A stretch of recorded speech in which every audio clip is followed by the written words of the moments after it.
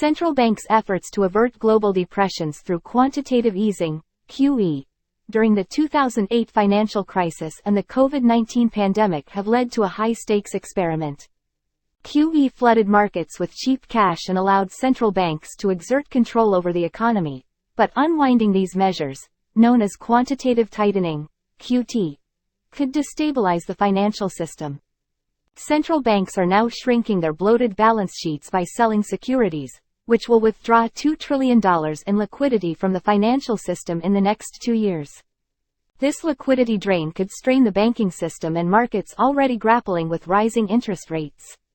Concerns arise as the world's most influential central banks reduce the size of their balance sheets, with the unpredictable consequences of withdrawing liquidity.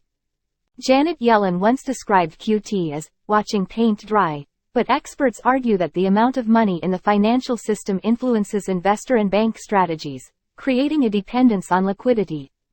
Even a mere indication of reducing asset purchases in 2013 caused a taper tantrum, with investors dumping U.S. government bonds and stocks.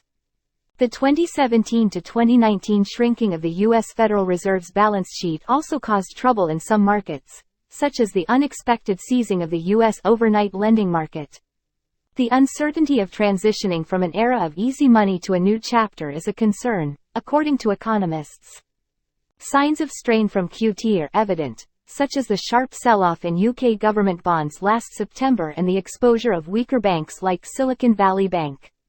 Central banks raising interest rates have eroded the value of banks' investments and created a dangerous mismatch if depositors suddenly demand their money back.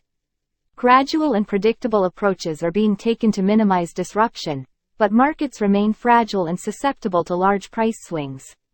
Politicians must also consider the paradigm shift as governments need to find buyers for their debt, as central banks may no longer buy large portions of it. This new approach by central bankers could become a source of friction, potentially impacting interest rates and encountering political challenges.